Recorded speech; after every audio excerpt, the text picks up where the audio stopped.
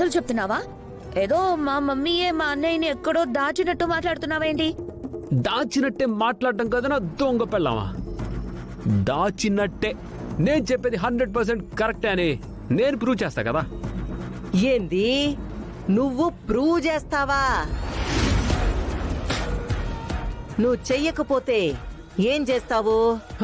ఏముందత్త, ఓటమిని ఒప్పుకొని స్ట్రైట్ గా తీసుకున్న నీ మెరుపు ఫోటోని నా ఫోన్లో వాట్సాప్ డీపీగా పర్మనెంట్ గా పెట్టుకుంటాను. అలాగే తప్పు ఒప్పుకొని నీ కూతురికి ఘరాన మొగుడుగా కాకుండా నీకు ఇల్లరిక పల్లుడుగా గప్చుప్గా ఉంటా. ఏమంటావత్తా? సరే, నువ్వన్నట్టు నేను ఎవ్వరికి ఫోన్ చేసి చెప్పలేదు అంటే, వినయ్ ఏడకి రాలేదు అంటే నువ్వు అడ్డంగా బుక్ అయినట్టేగా? అవును మమ్మీ, అడ్డంగా బుక్ అయినట్టే. అడ్డమైన పనులన్నిటికీ వాడుకోవడమే ఇక. ఇదిగో ఆవు అని నోరెత్తడానికి కూడా ఉండదు.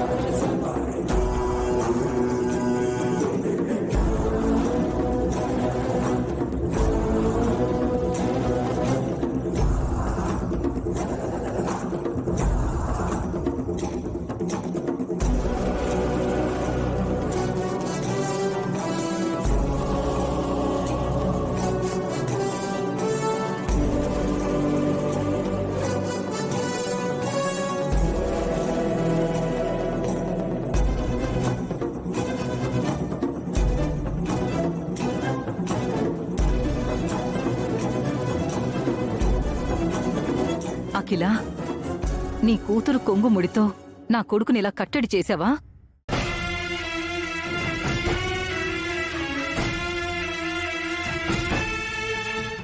అయ్యో, పుసుక్కున అంత మాట అనేసినవేందుదినా?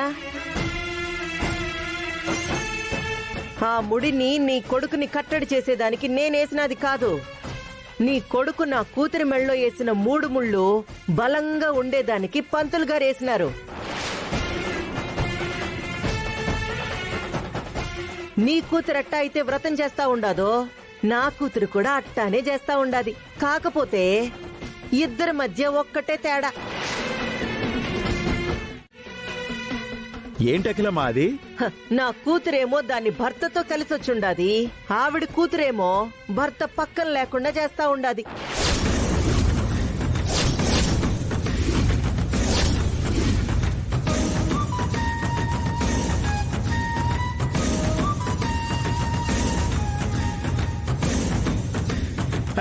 అఖిలమ్మ, ఈ వెంకి మన వినయ్ బాబుని రప్పిస్తా అని నీ దగ్గర చెల్లని చెయ్యలేని పందెం కాసినట్టే. ఇగో ఈ తోడబుట్టిన చెల్లి కూడా వినయ్ బాబు ఈవిడ దగ్గరకొచ్చి కలసో నీళ్ళిస్తేనే దీక్ష విరమిస్తాను అని, లేదంటే చస్తా అని పెద్ద మంగమ్మ శపథం చేసిందంట.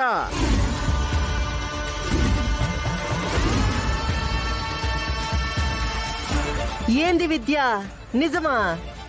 అవునత్తయ్య, ఈ దీక్ష నాకు చావు బ్రతుకుల పరీక్ష. విద్య, భయపడకమ్మా, నేను ఈ దీక్షని విజయవంతంగా నా భర్త చేతుల మీదుగానే విరమిస్తానని నమ్మకం నాకుంది.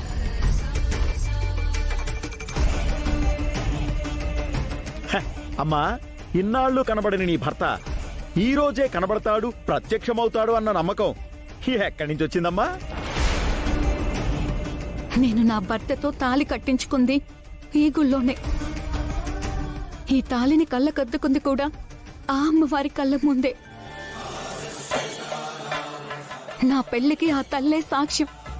ఇప్పుడు నా సమస్యకి ఆ తల్లే సపోర్ట్ అవుతుందన్న నమ్మకం కూడా నాకుంది.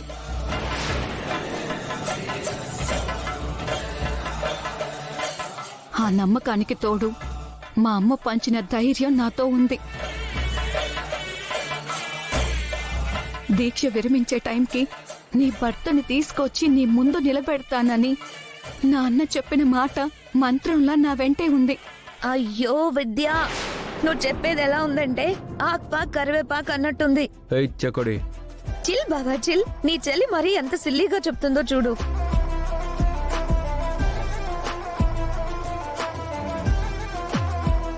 మమ్మీ, అమ్మవారిని సాక్ష్యంగా చూపిస్తుంది. ఆ సాక్ష్యం చెల్లుతుందా? చల్లదు. వాళ్ళమ్మ ధైర్యంగా నాతో ఉంది అంటుంది. ఆ ధైర్యం దీక్ష విజయవంతంగా చేయడానికి పనికొస్తుందా? అవ్వదు.